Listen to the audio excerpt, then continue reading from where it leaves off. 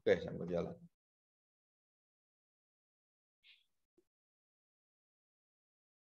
Jadi kita melihat bahwa penghakiman itu harus ada otoritasnya. Penghakiman itu harus ada wewenangnya. Jadi jelas sekali Tuhan Yesus diberi wewenang oleh Bapa. Nanti kita akan melihat wewenang itu apa saja. Dan bukan hanya wewenang untuk menyelamatkan, ya, wewenang untuk menjadikan kita anak-anak Bapa surgawi, dan juga wewenang yang ini sudah masuk. Pak Yona sebelum. Oke, sambil jalan ya. Nah, dari kondisi yang ada, kita melihat bahwa malaikat dan semua yang bukan Allah itu tidak boleh disembah. Termasuk rasul-rasul waktu mau disembah oleh orang-orang yang melihat mujizat-mujizat rasul-rasul, itu rasul-rasul sampai merobek bajunya. Nah, banyak pendeta itu malah bangga. Tapi kalau rasul, nggak mau dia. Jadi dia robek dan dia bukan siapa-siapa. Kalian harus tahu Allah. Bahkan Rasul Paulus mengatakan sedalam-dalamnya. Jadi sepenuh hati dia tuh tidak mau memberitakan dirinya, nggak mau. Dia tidak mau memberitakan tentang kondisinya. Dia hanya mau memberitakan Kristus dan tidak mau tahu yang lain. Itu 1 Korintus 2 ayat 2. Ya, tidak mau yang lain. Nah, termasuk di sini. Oke, ayat 11 ya. Wahyu pasal 19 ayat yang ke-11. Lalu aku melihat surga terbuka, sesungguhnya ada seekor kuda putih dan ia yang menungganginya bernama yang setia dan yang benar. Siapa ini? Kristus. Dan dia waktu berada di bumi, waktu dia menjadi raja di bumi, dia menunggang apa? Keledai. Dan waktu dia di surga nanti, dia tidak menunggang keledai lagi. Dia menunggang kuda putih. Ya. Penunggang kuda itu melambangkan kerajaan, melambangkan wilayah, melambangkan kekuatan, kuasa, keperkasaan, dan kemuliaan. Dan dia yang setia dan yang benar, ia menghakimi dan berperang dengan adil.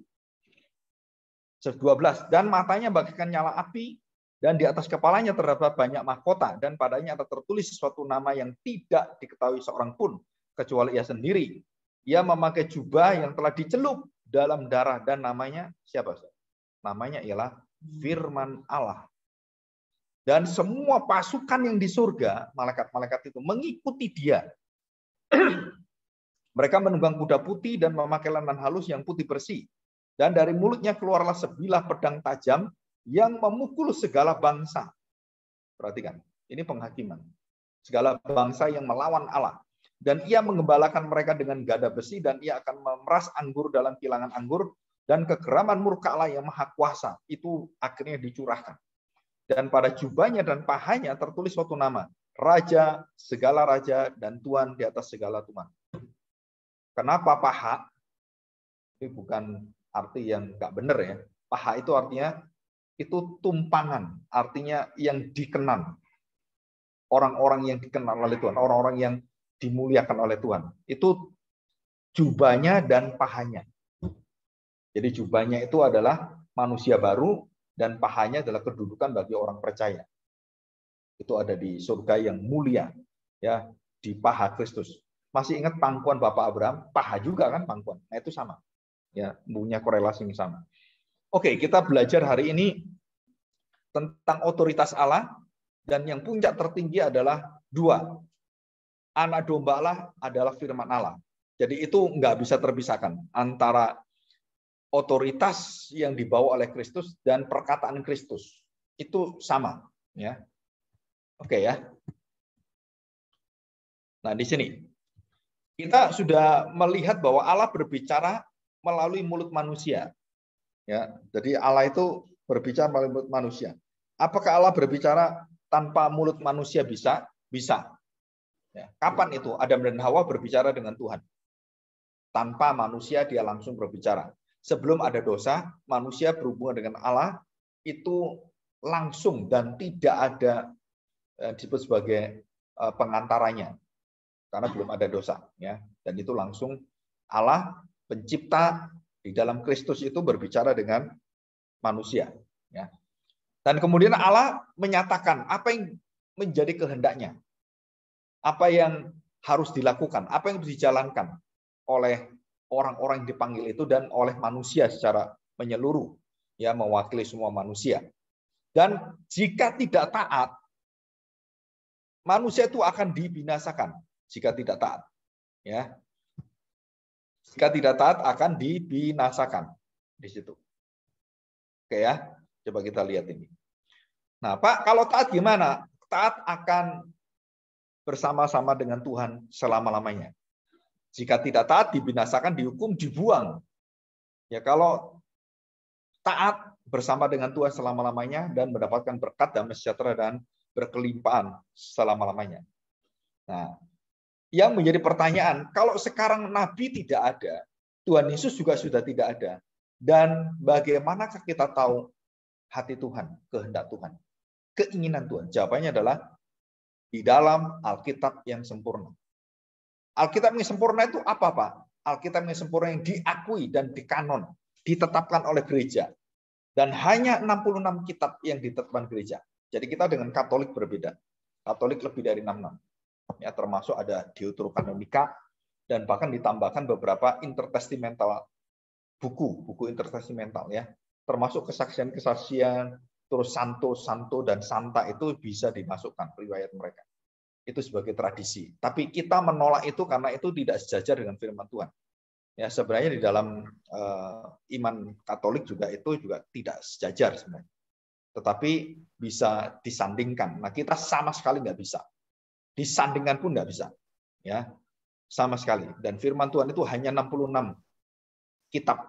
Perjanjian Lama, Perjanjian Baru. Perjanjian Lama berapa jumlahnya? Perjanjian Baru berapa? Berarti sisanya berapa? 39 Perjanjian Lama. Ya. Nah, itu harus ingat kita. Nah, perhatikan baik-baik. Karena waktu Tuhan Yesus hidup, apakah ada perjanjian baru? Ada? Belum. Belum ya? Nah, kalau Tuhan Yesus tidak ada perjanjian baru, kan memang belum ditulis riwayat Tuhan Yesus.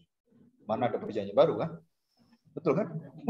Jadi perjanjian baru itu ada setelah Tuhan Yesus mati, setelah kira-kira tahun 50, 60, 70 itu barulah ada tulisan-tulisan mengenai Injil, mengenai Kristus, hidup Kristus.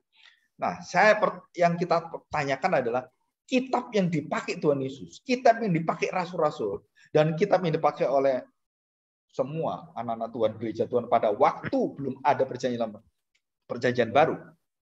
Apa? Satu-satu sumber adalah perjanjian lama. Nggak ada yang lain. Jadi waktu Yesus berkhotbah, waktu Yesus ngajar, rasul-rasul itu mengajar, itu bahannya apa? Semua bahan perjanjian lama. Jadi, yang jadi pertanyaan adalah, jadi gereja itu harus mengajar apa yang diajar Tuhan Yesus. Gereja harus mengajar apa yang dipakai Tuhan Yesus. Gereja mengajar apa yang dipakai rasul-rasul. Nah, sekarang jadi pertanyaan, kenapa gereja tidak suka mengajarkan perjanjian lama? Ya, paling-paling kan cerita-cerita, padahal bukan itu kan. Dianggap sebagai ya cuman ya sejarah seperti moral gitu kan. Padahal enggak. Nah, karena kita nggak tahu rahasianya, maka di situ kita jatuh di dalam gereja itu jatuh di dalam apa? Bahwa kita melihat bahwa perjanjian lama itu akhirnya banyak ditinggalkan dan banyak orang khotbahnya itu hampir semuanya khotbah itu perjanjian baru, jarang perjanjian lama. Dan perjanjian lama kalau khotbah itu hanya dikhotbahkan hal-hal yang penting saja. Oh, Gideon, Samson, Yunus, ikan pausnya yang kita ingat. Iya kan? Ingatnya kita apa? Baterainya, terus kemudian ada gajahnya, jerapahnya gitu kan. Kita ingatnya seperti itu. Ya, Yusuf gitu kan. Tapi dari semua cerita itu kita nggak pernah ceritain bahwa itu semua mengandung cerita menunjuk dan menyaksikan tentang Kristus. Nah, itu salahnya beratus-ratus tahun gereja itu mati dan dibunuh oleh iblis karena apa? Karena kita menjadikan Alkitab sebagai kitab moral. Dan itu dimulai dari sekolah minggu. Jadi kita nggak mengenal Kristus sejak sekolah minggu.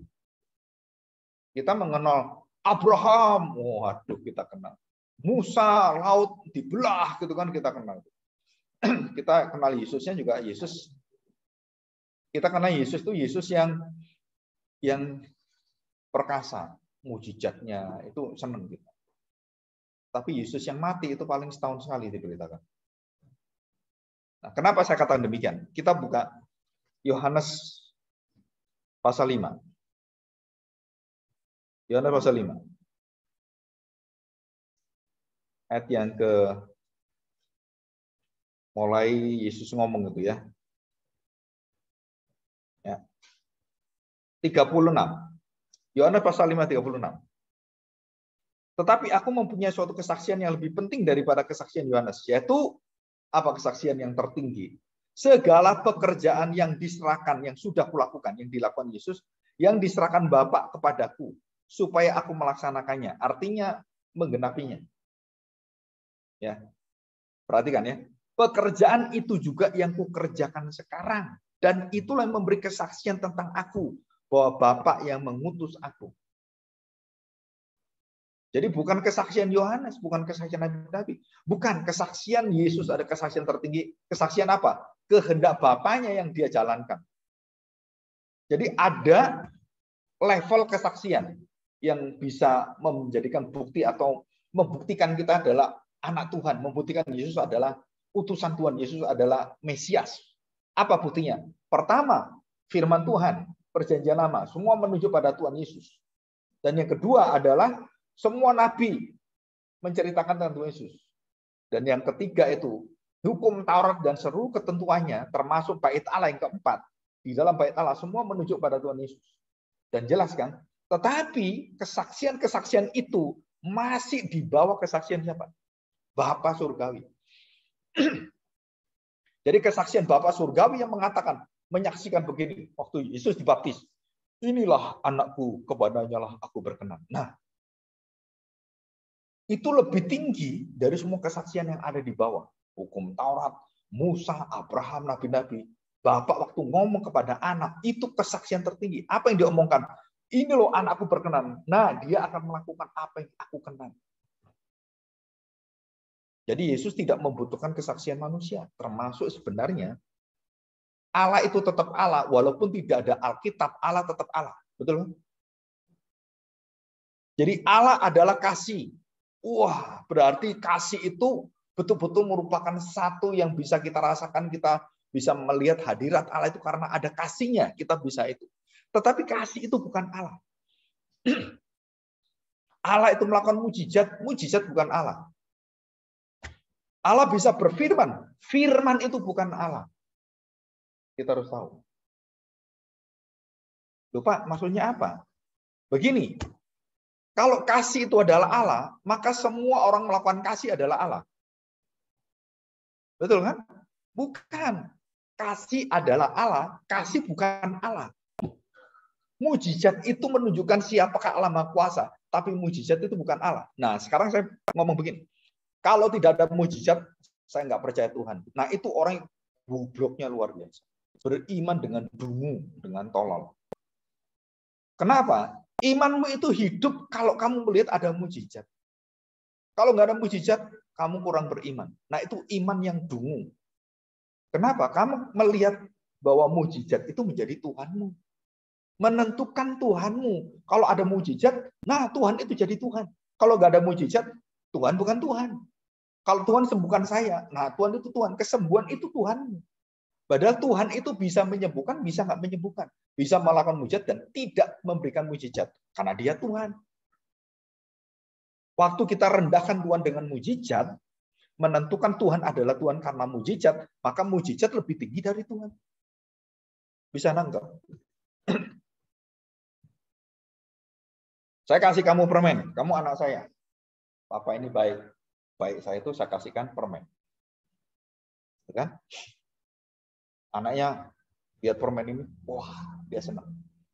Ya kan? Suatu hari, Pak, pingin permen lagi. Kenapa? Enak itu permen. Ya kan? Silver Queen. Nah, waktu saya kasih ilustrasi ini di kelasnya yang dulu itu saya bawa Silver Queen, kasih satu yang itu. Nah, ya, jangan dimakan dulu. Oke, jangan dimakan dulu. Anak itu dikasih lagi. Oh, lebih gede. Berkatnya lebih gede. Wah ini Toblerone, tahu Toblerone? Tahu coklat Toblerone yang gede, kan? Yang mahal itu kan, mau kasih dia ini. Wah, anak senang sekali. Terus bapaknya ngomong gini, ya ini kan kebaikan alam, tapi kebaikan itu bukan alam. Ini berkat alam, berkat itu bukan alam. Nah waktu berkat ini saya kasih, kemudian dia makan kan, anak itu makan, terus saya tarik. Ini kan berkat saya tarik, udah cukup kan, makan, udah kenyang, udah. Nggak mau anaknya. Ih, papa jahat.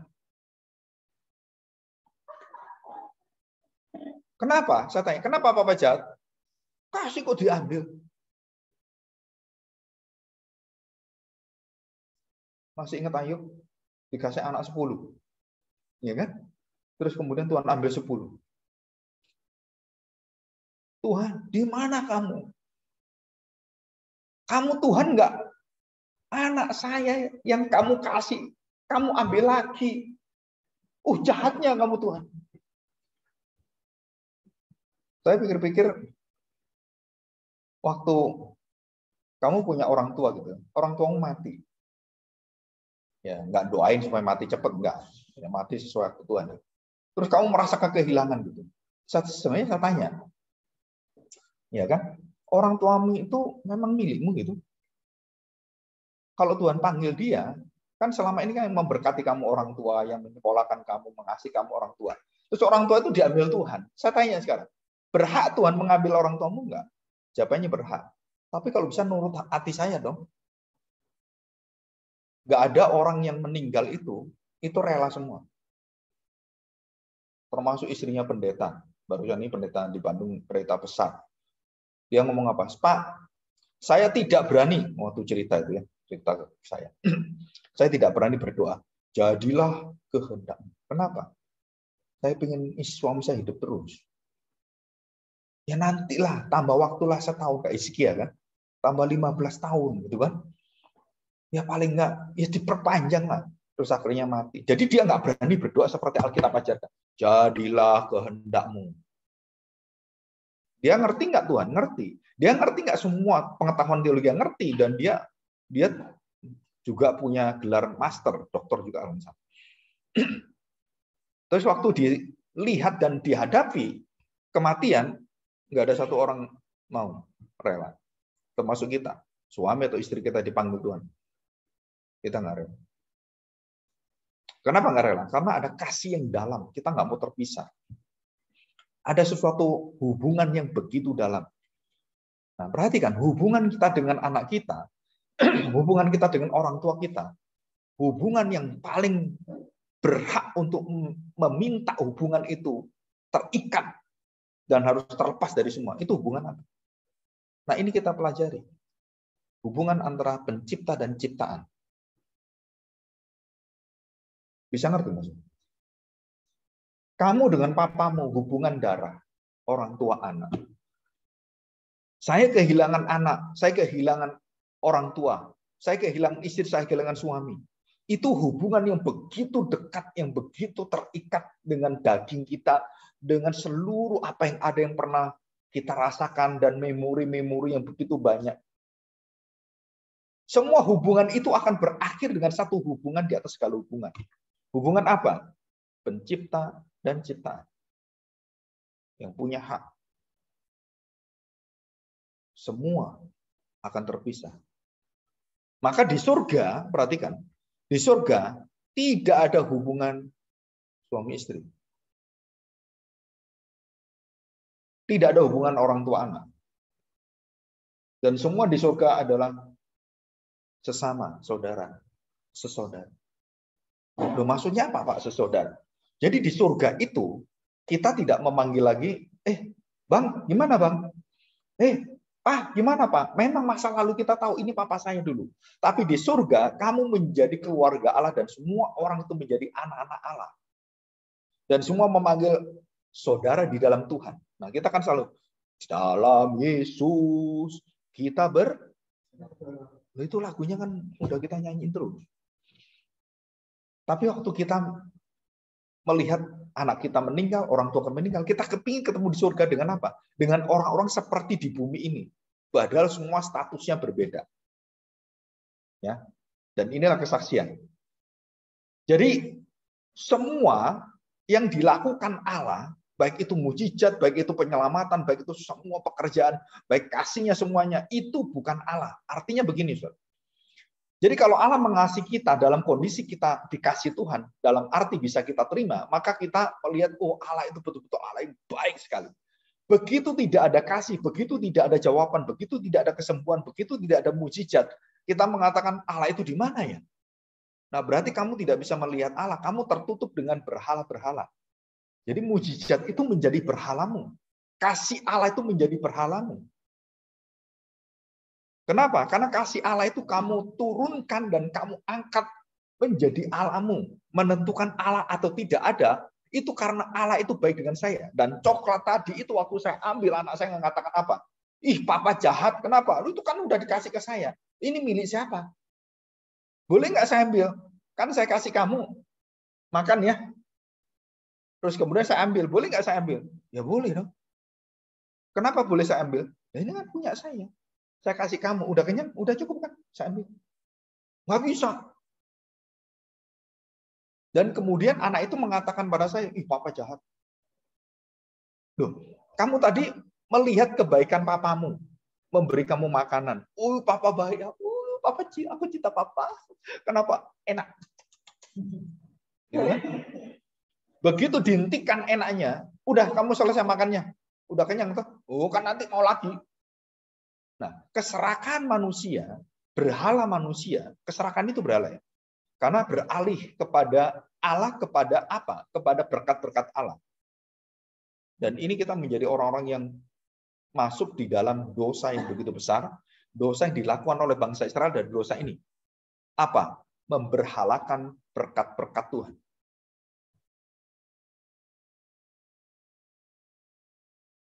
Kamu akan diberkati. Tuhan mengatakan, Allah akan memberkati engkau.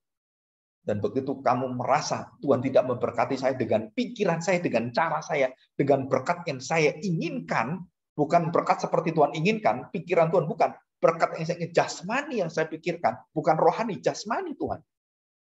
Ekonomi saya Tuhan, penyakit saya Tuhan.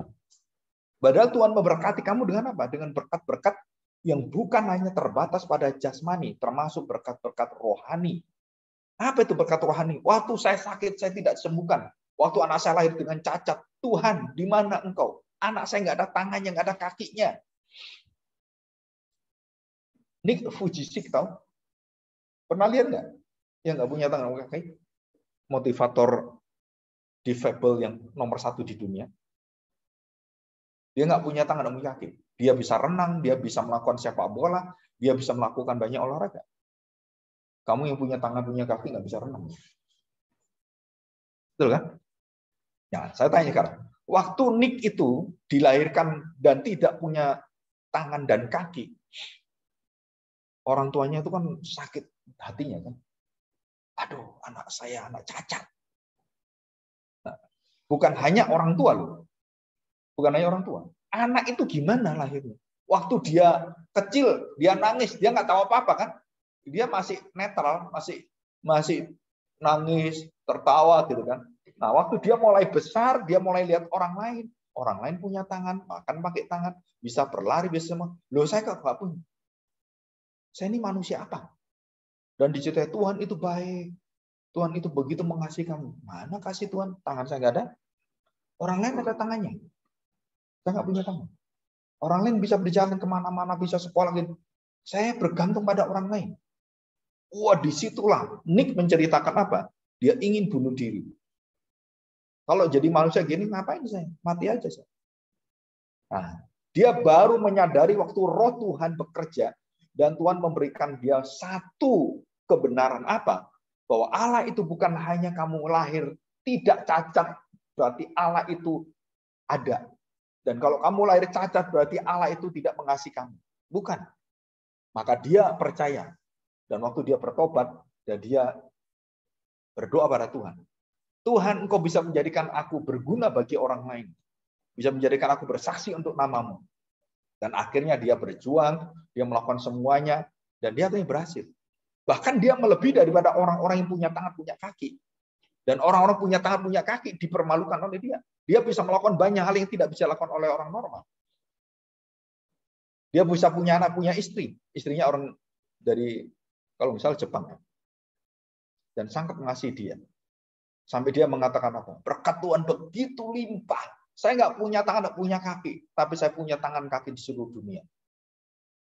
Orang-orang yang mau melayani Tuhan. Saya punya istri.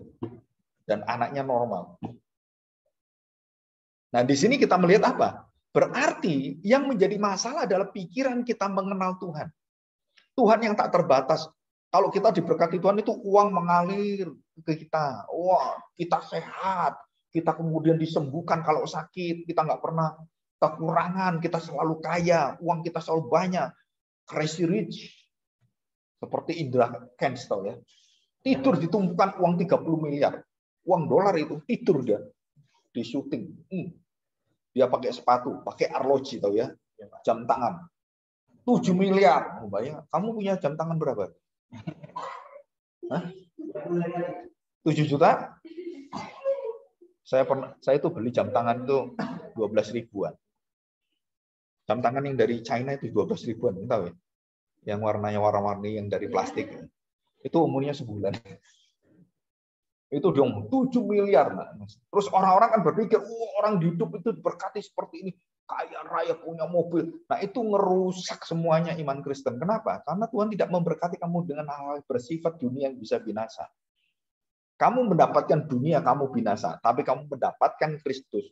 Kamu akan selama-lamanya diberkati dan menanti kerajaan yang kekal. Kerajaan kita bukan di dunia ini. Dan kamu akan mati dan kamu akan bertemu dengan Tuhan. Dan itu yang sulit diterima oleh manusia. Tuhan yang melebihi dari segala batas yang kita pikirkan. Jadi kalau dikatakan berkat Tuhan, itu bukan hanya berkat jasmani. Uang, kekayaan, kesehatan, kehormatan, kedudukan. Bukan itu. Tapi bagaimana Kristus itu menjadikan kamu sebagai saksinya dan menyatakan bahwa manusia yang berdosa itu sekarang dapat damai sejahtera dari Tuhan. Dan Injil kabar baik, kamu bisa masuk bersama-sama dengan Tuhan. Kamu bisa terlepas dari dosa. Dan itu berita yang harus kita sampaikan. Ya. Jadi di sini kita melihat ini. Ya, perhatikan. Nah, kita lanjutkan ya. Nah, ini. Perhatikan baik-baik. Ya. Mana tadi? Sorry. Yohanes 5 ya. Kok loncat ini. Yohanes 5. Kita baca bawahnya ya. Oke. Tanda tadi ya, 30 berapa tadi? 36. Oke. Kita baca 37. Yohanes 5 ayat 37. Semua yang diberikan Bapa kepadaku akan datang kepadaku. Dan barang siapa datang kepadaku, ya tidak akan kubuang. Artinya itu, bentuknya itu, ini auris. Kalian pasti diajarin teorinya. Auris itu bentuk kata kerja yang lampau sudah dilakukan dan sepenuhnya akan terjadi dan lengkap sempurna. Hanya sekali. Tuhan Yesus mau persembahkan dirinya itu sekali, menjadi imam besar itu sekali. Ya, hanya sekali. Dan semua perkataan yang pekerjaan Tuhan Yesus semua hampir semuanya pakai kata kerja aorist tense. Ya, disalibkan, kemudian menjadi korban, menyelamatkan kita, menjamin kita, itu semua aorist tense. Dan semua kitab Efesus Kolose banyak memakai kata kerja, hampir separuhnya semua kata kerjanya itu memakai aorist tense. Ya, aorist tense artinya satu pekerjaan masa lalu sudah selesai dan terus akan sempurna dan tidak diulang lagi. Ya, itu artinya di situ. Dan dikatakan di sini, sebab aku telah turun dari surga bukan untuk melakukan kehendakku, tetapi untuk melakukan kehendak Dia yang telah mengutus aku. Dan inilah kehendak Dia yang telah mengutus aku, yaitu apa kehendak Tuhan? Bapa itu apa? Supaya dari semua yang diberikannya kepadaku, jangan ada yang hilang. Sorry, pasal 5 ya. Sorry, ini keloncat lagi saya. Ayat yang 36. Tetapi aku mempunyai suatu kesaksian yang lebih penting daripada kesaksian Yohanes, yaitu segala pekerjaan yang diserahkan Bapa kepadaku, supaya aku melaksanakannya. Pekerjaan itu juga yang kukerjakan sekarang, dan itulah yang memberi kesaksian tentang aku bahwa Bapa yang mengutus aku. Jelas ya? Jadi kesaksian manusia itu ada batasnya. Kesaksian Bapa itu tidak ada batasnya. Dan itulah yang membuat Bapa berkenan kepada anak. Dan firman-Nya tidak menetap dalam dirimu, sebab kamu tidak percaya kepada Dia yang diutusnya. Nah, 39 ini. Ya, ini poin yang penting. Kamu menyelidiki kitab-kitab suci, sebab kamu menyangka olehnya kamu mempunyai hidup yang kekal. Tetapi walaupun kitab-kitab suci itu memberikan kesaksian tentang aku, namun kamu tidak mau datang kepadaku untuk meraih hidup itu. Nah, apa bedanya? Kesaksian Bapa dan kesaksian nabi-nabi. Ada kesaksian nabi-nabi, ada kitab suci nabi-nabi, ada perjanjian lama, dan semua menceritakan, menunjuk, dan menyaksikan aku, Yesus. Berpusat kepada aku beritanya. Namun kamu nggak percaya. Ya, nggak percaya. Jadi bagaimana mereka harus percaya? Mereka harus dicelikkan oleh Tuhan. Mereka harus diberi kuasa oleh Tuhan. Nah, apa yang bisa mencelikkan? Kesaksian siapakah yang bisa mencelikkan mereka? Jawabannya cuma satu. Kesaksian Bapa. Jadi Taurat, Perjanjian Lama, dari kitab Kejadian sampai Maliaki, tidak menyelamatkan kamu. Nah, siapakah yang menyelamatkan kamu? Kesaksian Bapa, yaitu pekerjaan anak yang menggenapi semua Perjanjian Lama. Jadi Perjanjian Lama itu hanya menunjuk kepada Kristus. Perjanjian Lama itu hanya bayangan yang menunjuk pada orangnya. Orang itu kan punya bayangan. Perjanjian Lama itu bayangan, menunjuk pada orangnya. Simbol, lambang. Dan menunjuk kepada wujudnya, Yesus. Nah, di situ kita lihat, jadi kesaksian Bapa yang menyelamatkan. Apa kesaksian Bapa? Semua pekerjaan yang dilakukan oleh anak, yang dikehendaki oleh Bapa. Nah, apa isinya? Seluruh perjanjian lama itu digenapi dan dikatakan di sini. Ya, 39. Walaupun kitab-kitab suci itu memberikan kesaksian tentang aku, tetap mereka aku percaya. Kesaksian Musa, kesaksian Nuh, kesaksian seluruh apa yang ada dalam kitab suci, itu tidak membuat mereka bertobat. Nah, apa yang membuat mereka bertobat? Membuat datang kepada Tuhan Yesus. Sekali lagi, Bapa yang menaruh belas kasihan, menaruh hati bisa datang kepada Tuhan. Bapa lah yang menyerahkan kita kepada anak. Ya, perhatikan. Ayat yang ke-42. Ya, 41. Aku tidak memerlukan hormat dan termasuk kesaksian dari manusia. Tetapi tentang kamu, memang aku tahu di dalam hatimu kamu tidak punya kasih akan Allah. Aku datang dalam nama Bapa dan kamu tidak menerima aku. Jikalau orang lain atas namanya sendiri datang kepadamu, kamu menerima dia. Bagaimanakah kamu dapat percaya? Kamu yang menerima hormat seorang dari yang lain dan yang tidak mencari hormat yang datang dari Allah yang esa itu. Jangan kamu menyangka bahwa aku mendakwa kamu di hadapan Bapakku. Yang mendakwa kamu siapa?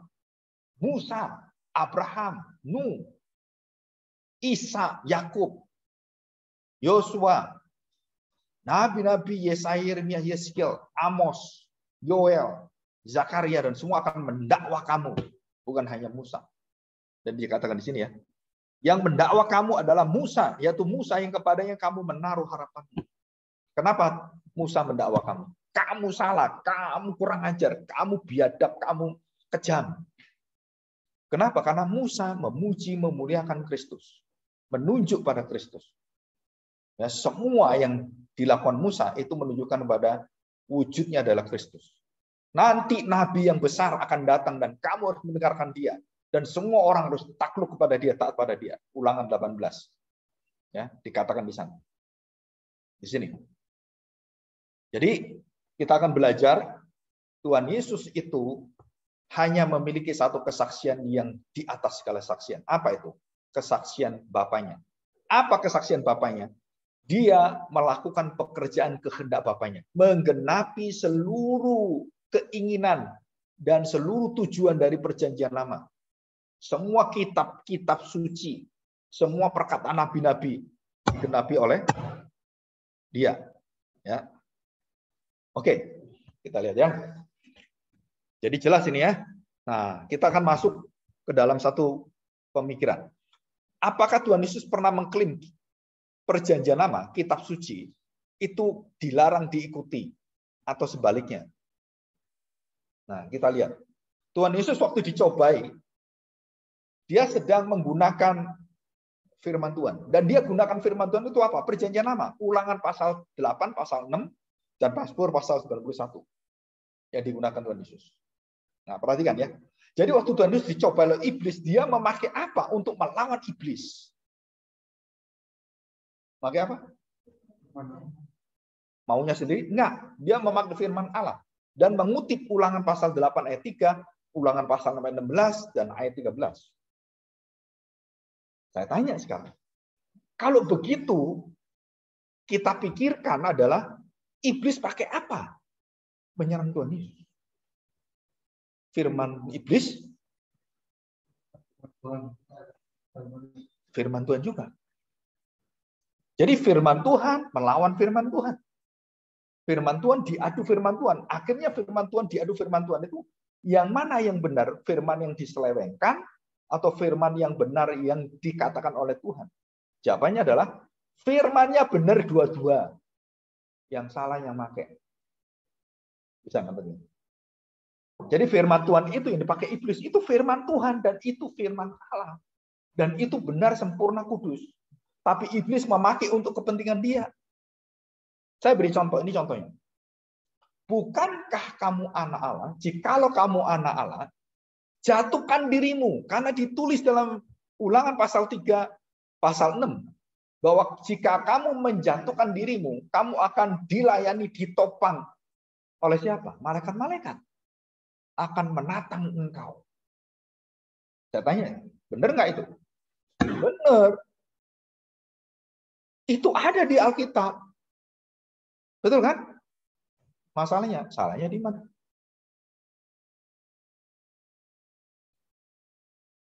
Salahnya di mana? Salahnya adalah tadi kuncinya. Apakah Tuhan Yesus melakukan pekerjaan Allah? Atau dia melakukan pekerjaan sendiri? Nah, ini salahnya. Kalau dia disuruh pamerin, ayo kuasamu, pamerkan kamu. Hei, kamu yang bisa menyembuhkan orang banyak. Sekarang sembuhkan dirimu sendiri. Tolong dirimu sendiri. Kamu bisa melakukan mujizat. Wah, luar biasa. Mana hebatmu sekarang? Kamu dikasih salib. Ayo, turun. Selamatkan dirimu sendiri. Nah, ini kuncinya. Ini loh. Ini banyak orang waktu dengar saya khotbah pencobaan, mereka sadar. Gak mikir, Pak ya. Apa yang gak mikir? Jadi iblis itu menjebak Tuhan Yesus supaya Tuhan Yesus melakukan pekerjaan dengan caranya sendiri, dengan kemauan sendiri, dan dituntun oleh iblis, dipakai, dimanipulasi. Memang anak Allah kalau sampai betul-betul dia melakukan pekerjaan dan dia akan dijamin oleh Tuhan dan dituliskan dalam Alkitab. Waktu Tuhan Yesus melakukan pekerjaan semuanya, sering dikatakan malaikat bersama dengan dia, betul kan? Malaikat melayani dia, betul kan? Jadi malaikat-malaikat itu lihat Tuhan Yesus setiap hari. Sampai Tuhan Yesus tidur itu, malaikat itu melindungi Tuhan Yesus. Siang malam. Kenapa? Rajanya. Betul nggak? Dan malaikat nggak bisa tidur. Jangan pernah mengatakan, malaikat tidur. Malaikat nggak bisa tidur. Malaikat bukan kamu. Bisa ngantuk. Bisa angop-angop. Begitu kan? Kenapa? Malaikat tidak bertubuh dan tidak capek. Malaikat tidak perlu kacamata. Makanya ada malaikat yang pakai kacamata. Itu saya tertawa itu. Malaikat pakai kacamata. Gitu. Malaikat itu nggak bisa rabun. Di situ. Ya. Jadi kita akan belajar waktu iblis memakai firman Tuhan. Dia memakai apa? Dia supaya Tuhan Yesus melakukan seperti yang dia pancing. Jadi tidak tepat seperti firman Tuhan dengan maksud tujuannya. Dan Tuhan Yesus melakukan dengan kemauan sendiri. Ya, saya lapar. Roti. Dari mana? Dari batu. Wah, batu jadi roti. Bisa nggak? Bisa. Apa susahnya? Tunjukkan kepentinganmu sendiri. Keamananmu sendiri. Lakukan untuk dirimu sendiri. Nah, ini kehancuran kekristenan adalah iman kita hancur karena apa? Karena semua kita lakukan untuk diri kita, untuk nama baik kita, untuk kehormatan kita, untuk supaya kita nggak malu, untuk supaya kita ini betul-betul tidak dipermalukan. Nah, sama dengan Tuhan Yesus. Bisakah Tuhan Yesus melakukan batu menjadi roti? Bisa. Bisakah Tuhan Yesus memerintahkan malaikat untuk menolong dia? Bisa. Tapi bukan dengan kehendaknya sendiri. Bukan kehendak iblis. Kalau itu dikehendaki Bapa, dia akan lakukan. Tapi Bapa tidak menghendaki orang-orang memamerkan diri. Biarlah dia semakin besar dan aku semakin kecil. Dan inilah kehebatan dari iblis menggunakan Alkitab dan menyelewengkannya. Dan itu semua pendeta-pendeta yang rusak, sesat, dan palsu, itu sama persis caranya pakai ini. Saya di YouTube, saya lihat pendeta-pendeta pakai ayat firman Tuhan, diperkosa. Saudara, saya baru dengar Pak Philip Montova mengatakan apa? Satu kalimat. Aku menderita ini karena kamu. Wah, hebat juga ya. Sampai ada perkataan-perkataan dia menjadi seperti Tuhan Yesus. Dan dia mengatakan, kamu nggak perlu lagi baca Alkitab. Tuhan Yesus berkata dengan saya. Saya ngomong ini adalah firman Tuhan. Wih, hebat pisan. Sekarang ini kalau kita sadar, firman, perhatikan ya, Tuhan Yesus mengatakan semua pakai perjanjian firman Tuhan. Dia melawan iblis pakai firman Tuhan. Kok beraninya pendeta-pendeta sekarang ngomong saya ketemu dengan Tuhan Yesus dan Tuhan ngomong saya. Oh, itu kesesatan luar biasa. Kenapa? Karena Tuhan Yesus tidak pernah berkata atas dirinya sendiri. Kok sekarang ngomong dengan kamu, aku maunya kamu gini beritahukan gereja. Nggak ada itu. Tuhan Yesus tidak pernah berkata-kata berkeinginan dan maunya sendiri. Semua pekerjaan Bapa. Nah, itu yang membuat dia ditopang oleh malaikat-malaikat. Dan Bapa memberikan batu bisa menjadi roti. Kenapa? Karena dilakukan dalam kehendak Bapa. Kalau bukan, nggak bisa. Kenapa nggak bisa? Bukan dia nggak mampu, karena dia mau taat. Beda loh. Jadi iblis minta apa dengan firman Tuhan? Supaya Yesus menyatakan kemahakuasaannya, menyatakan ketuhanannya. Untuk menghancurkan apa? Menghancurkan kemanusiaannya. Dan iblis tahu bagaimana mencobai Tuhan Yesus. Apakah iblis tahu dia akan kalah? Saya percaya iblis tidak mau tahu. Dan waktu Tuhan menyatakan pada iblis, perhatikan ya, menyatakan firman Tuhan, manusia hidup bukan dari roti saja. Jangan melakukan kehendakmu. Nyala engkau, hai iblis. Engkau mencobai Tuhan alam. Jadi Yesus itu siapa? Kamu mencobai Tuhan alamu. Kamu bukan mencobai manusia, bukan mencobai Adam. Kamu sedang mencobai Tuhan alamu. Dan iblis diusir. Apakah selesai? Iblis diusir? Enggak, di kayu salib ngomong lagi dia. Hei, kamu yang bisa selamatkan orang lain, selamatkan dirimu. Sama persis. Bisakah Tuhan Yesus menyelamatkan diri? Oh, sangat bisa. Dia tiup aja semua orang. Mati semua dia. Mau usah banyak-banyak kan? Oh, dia Allah, apa susahnya? Tapi dia tidak mau melakukan dengan kehendaknya sendiri. Dia melakukan seperti kehendak Bapa. Saya kadang-kadang kalau melihat Marvel ya, Marvel itu sekarang aneh-aneh. Doctor Strange bisa time turner, bisa ganti waktu kemana-mana. Ya. Saya tanya sekarang, semakin banyak orang yang berkemampuan luar biasa, semakin kita tahu Allah itu bukan seperti mereka. Pernah bayangkan Allah nggak? Kadang-kadang kalau saya bayangin Allah itu ya, banyak takutnya daripada senangnya. Coba kita bayangin. Allah itu kan menciptakan semuanya. Dan dalam sekejap dia bisa habisi semuanya. Betul kan? Terus orang nantang dia, di mana Allah? Allah. Terus Allah melihat orang-orang nantang dia. Kamu tak ciptakan nantang-nantang saya. Dan dikatakan dalam firman Tuhan dalam Wahyu, dalam kitab Daniel, dalam kitab Yeremia juga, Semua bangsa-bangsa itu seperti abu di hadapan Tuhan. Ditiup. Hilang semua. Kenapa? Jangankan kamu bangsa-bangsa. Semesta alam ini pun ditutup oleh dia bisa. Dibuka dia, ditutup dia bisa. Nah, Allah sendiri segede apa? Kadang-kadang saya merinding. Kalau kita lihat setan kuntilanak udah lari kan, kamu bayangin Allah, makanya nabi-nabi seperti Yesaya, binasalah aku, celaka aku Tuhan. Kenapa? Karena dia melihat hadirat Allah yang melebihi dari segala-galanya. Jadi kalau saya berjalan dengan Allah, saya beri contoh. Presiden Jokowi dengan saya, terus kemudian saya masuk ke kantor istana. Semua orang kan melayani saya. Kenapa? Karena lihat presiden. Saya mendapatkan hak penyertaan presiden, saya mendapat kehormatan, kebanggaan. Bukan saya presiden, bukan. Kalau kamu merasa presiden, gendeng kamu. Kamu yang edan gitu. Contohnya, presiden datang, terus ada pasukan forrider, kan? Wah, terus dia berdiri. Wah, mau orang dia kan nggak lihat presiden. Dia merasa presiden. Nah, itu kan orang gila. Dianya kan bukan presiden. Dia membuka jalan supaya orang itu melihat ini loh presidennya di sini. Tapi orang tepuk tangan dia merasa presidennya. Itu orang keblinger. Nah, iblis itu selalu menjadikan apa? Orang-orang yang bersama dengan Tuhan, melayani Tuhan, mendapatkan berkat Tuhan, itu kemudian menyisihkan Tuhan. Dan dia menjadi Tuhannya. Dan Tuhan diatur oleh dia. Dan ini yang membuat kita tahu bagaimana saya mengalahkan dosa, bagaimana saya mengalahkan iblis, bagaimana saya mengalahkan seluruh ajaran sesat di akhir zaman ini yang begitu banyak. Bagaimana saya bisa mengalahkan mereka? Cuma satu rumusnya.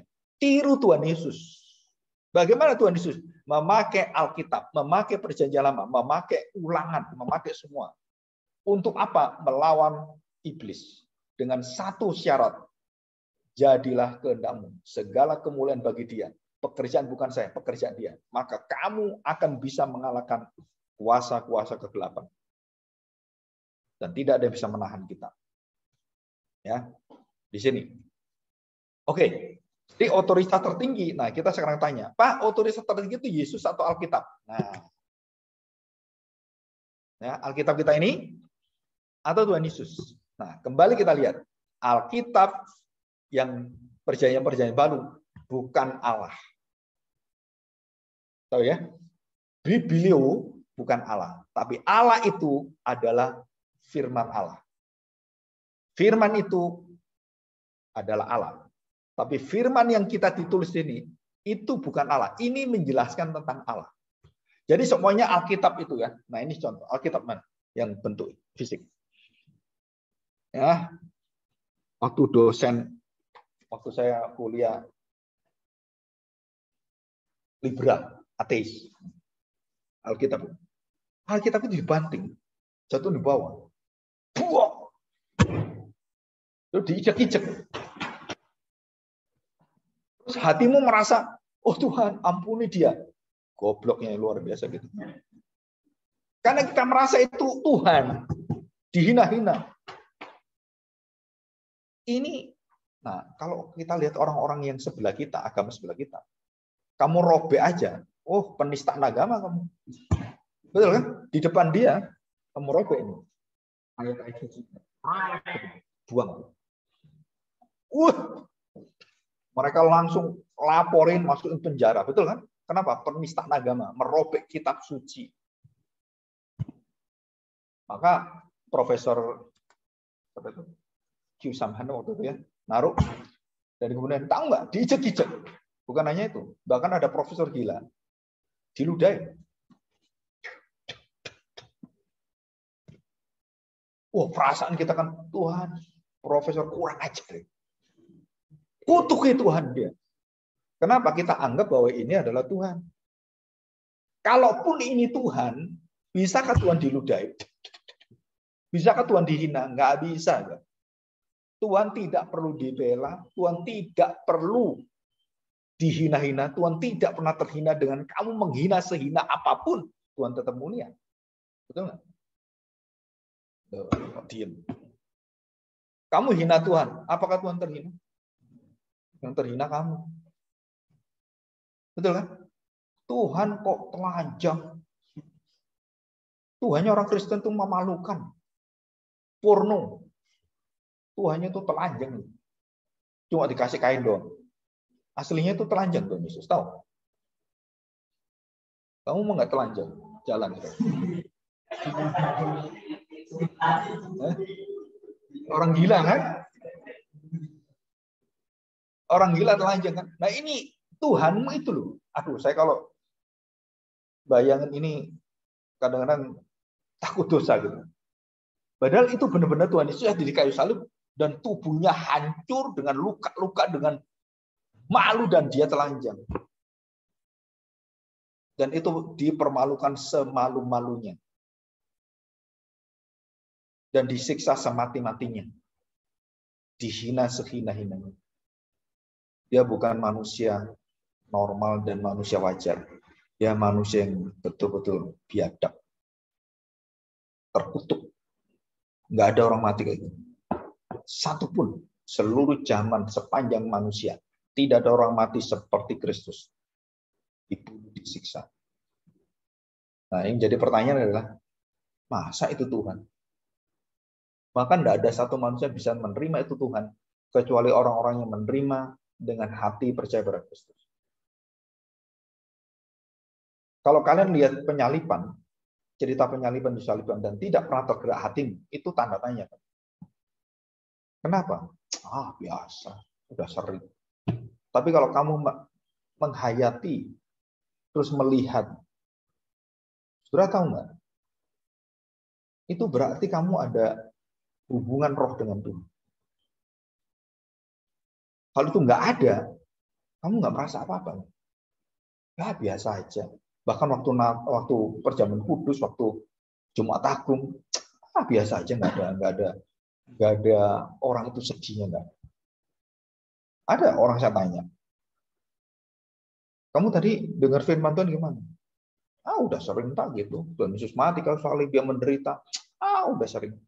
Berarti orang-orang ini tidak menghayati, tidak mengalami, dan tidak pernah mengucapkan terima kasih. Ya. Saya pernah satu kali datang ke satu tempat. Ya. Satu tempat, dan kemudian saya melihat satu sepeda. Saya tanya, bukan sepeda, apa ini? Rombong sepeda, ada rombong, kayak rombong apa itu? Tahu tenong, kue tenong ya. Yang makanan-makanan yang dibulat ada diangkat gini loh, mak-mak atau bapak-bapak yang dulu jualan jajan itu kan, jajan roti, jajan pastel apa gitu kan.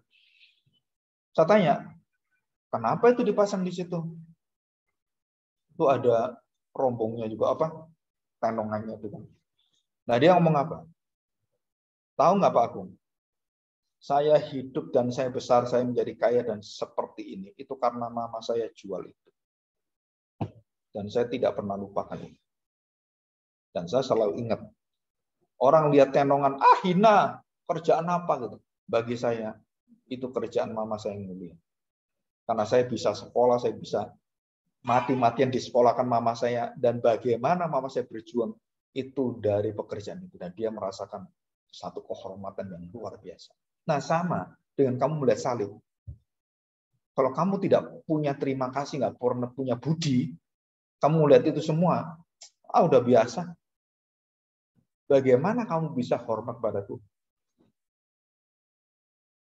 Jadi otoritas Yesus dan Alkitab, saudara, Yesus itu berada dan dia adalah Allah. Sedangkan perkataan-perkataan dia dituliskan ini, yang buku ini adalah perkataan-perkataan Allah yang dituliskan. Dan ini bisa dibakar, bisa dihina, diludahi, dirobek-robek, bahkan diinjak-injak bisa. Tetapi firman Kristus yang keluar dari firman Kristus, yang bukan tertulis, itu nggak bisa dibom, nggak bisa dihina. Karena itu selalu bersama dengan Kristus. Itu sebagai, itulah firman yang adalah Allah. Dan firman itulah menghakimi kamu. Dan dikatakan dalam kitab Wahyu, firman itu akan menghakimi kamu, akan membinasakan kamu. Dan dari firman itu keluar pedang bermata dua yang membelah jiwa orang-orang yang tidak percaya dan orang yang percaya itu akhirnya dibinasakan semua. Dan itu kekuatan yang ada. Jadi Yesus dengan Alkitab, Yesus dengan firman yang dia katakan itu beda. Alkitab yang tertulis yang dicetak ini bukan firman Allah, ini adalah tulisan-tulisan firman Allah.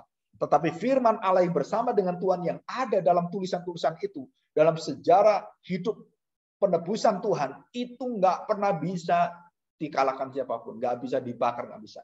Karena itu ada dalam diri Allah, dan itu adalah kehendak Allah yang dinyatakan. Dan firman itu menjadi manusia. Dan firman yang menjadi manusia itu yang menghakimi manusia. Di sini kita melihat, coba 1 Yohanes pasal 4 ayat yang ke-10 dan 11 ya. 1 Yohanes pasal 4 ayat 10. Ya. Perhatikan. Inilah kasih itu, bukan kita yang telah mengasihi Allah, tetapi Allah yang telah mengasihi kita dan yang telah mengutus anaknya sebagai pendamaian bagi dosa-dosa kita. Jadi kasih itu sendiri itu diwujudkan dan bisa kita lihat dengan sejelas-jelasnya. Itu kapan? Waktu Yesus mendamaikan dosa-dosa kita.